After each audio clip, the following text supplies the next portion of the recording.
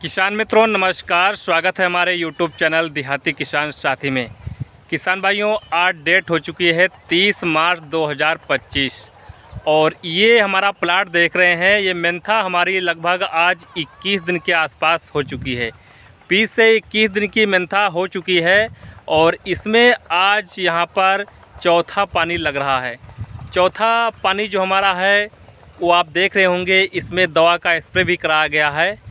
बहुत छोटे छोटे प्रकार के हमारे कुछ खेत में यहाँ पर पत्थर चट्टा, जिसे कुछ क्षेत्रों में गदा पुरैना भी बोलते हैं, वो खरपतवार बहुत ज़्यादा था। तो एजिल और ऑक्सी गोल्ड, एजिल जो अदामा कंपनी की आती है और यहाँ पर ऑक्सी गोल्ड आती है, तो 4 ml प्रति स्प्रे टंकी के हिसाब से दवा डाली गई है। और एजिल जो अदामा कंपनी की है वो लगभग 40 से 50 ml प्रति स्प्रे टंकी के हिसाब से यहाँ पर स्प्रे किया गया है। जो भी खरपतवार हमारे जो पतरचट्टा होता है, जिसे गदा पुरैना बोलता है, वो लगभग आज स्प्रे किए हैं तो कल वहाँ पर एकदम से मुरझा चुका है। अगर किसान भाइयों आपके खेत में पतरचट्टा या लबलोनिया या अन्य छोटे छोटे खरपतवार हैं तो एजिल के साथ ऑक्सी गोल्ड आप मिला सकते हैं। 4 से 5 ml, हो सके तो लगभग 3 से 4 ml ही मिलाइए, क्योंकि अगर दवा का डोज ज़्यादा हो जा रहा है ऑक्सी गोल्ड का, अगर वो एजिल के साथ आप मिलाते हैं तो उसका जो परसेंटेज है, जो उसका डोज है, डबल हो जाता है, बढ़ जाता है।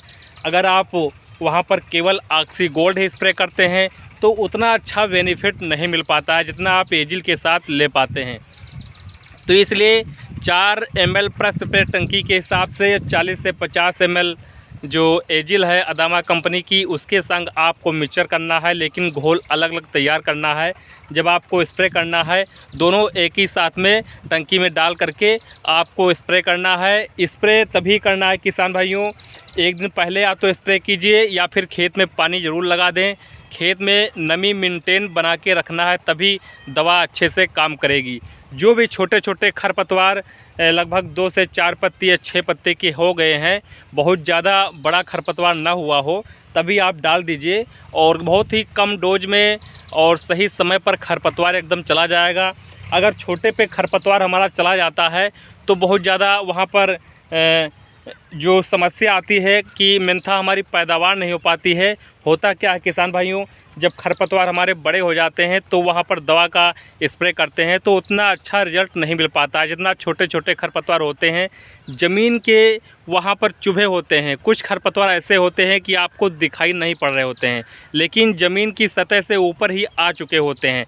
ऐसे में किसान भाइयों, अगर आप डालते हैं, मिट्टी की सतह से निकल भी रहे हैं, वो भी खरपतवार एकदम से चले जाएंगे और मेंथा की जो फसल पे है कोई भी साइड इफ़ेक्ट नहीं पड़ेगा, कोई भी प्रभाव नहीं पड़ेगा। किसी प्रकार की जो पत्तियां हमारी हैं वो मुरझाएंगी नहीं, लेकिन डोज आपको सही मात्रा में ही डालना है। डालते समय किसान भाइयों आप एक चीज़ का ध्यान रखना है कि जिस स्प्रे मशीन से आप डाल रहे हैं या पावर वाली मशीन से डाल रहे हैं तो आपको बहुत ही स्लो जो एक्सीलेटर है आपको बहुत ही स्लो करना है, हिसाब से डालना है। ऐसे हो सके तो आप बैटरी वाली मशीन से ही डालिए। अगर नाला पर मेंथा लगाया है तो 3 से 4 नाली लेके चलिए। 3 से 4 नाली लेकर चलेंगे तो उसी हिसाब से आप स्प्रे करेंगे। जब आप उधर से घूमेंगे तो जिस नाली में आप स्प्रे कर चुके हैं, जिस क्यारी में आप स्प्रे कर चुके हैं, उसका नोजल जो फुहारा है वो नहीं जाना चाहिए। अगर डबल डोज हो जा रहा है तो उस लाइन की जो मेंथा है वो वहाँ पर ऊपर की पत्तियाँ एकदम से जल जाएंगी और मेंथा की जो बढ़वार है वहाँ पर किसान भाइयों रुक जाएगी। इसलिए किसान भाइयों ध्यान देना है। अगर किसान भाइयों आपके खेत में भंगरा है या लबलोनिया है या भूमि आंवला है, ये खर हो गए हैं किसान भाइयों, तो एक और टेक्निकल आपको दवा बताएंगे।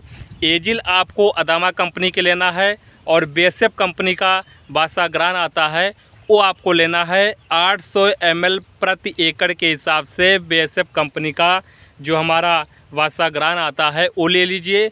और एजिल आपको यहाँ पर लेना है, अगर ज़्यादा खरपतवार बड़ा हो गया है तो 350 या 400 ml प्रति एकड़ के हिसाब लीजिए। अगर बहुत छोटा है तो लगभग 300 ml प्रति एकड़ के हिसाब से लीजिए। लेकिन घोल आपको इसका भी अलग अलग तैयार करना है और स्प्रे टंकी में एक साथ डाल के अगर आप स्प्रे कर देते हैं तो जो भी भंगरा खरपतवार है या भूमि आंवला है या जो चौरैया है या अन्य छोटे छोटे खरपतवार संकरी या चौड़ी पत्ती के उग रहे हैं वो किसान भाइयों एकदम से नष्ट हो चुके होंगे। लेकिन खेत में पर्याप्त नमी होनी चाहिए और जो खरपतवार हैं वो बहुत बड़े नहीं होने चाहिए।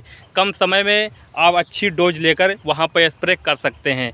किसान क्या करते हैं, गलती करते हैं कि सारे खरपतवार उग आएँ, बड़े बड़े थोड़ा से हो जाएं, तब दवाओं का स्प्रे कीजिए, तब अच्छे से खरपतवार जाएंगी। लेकिन किसान भाई वहाँ पर आप छोटी सी गलती कर देते हैं।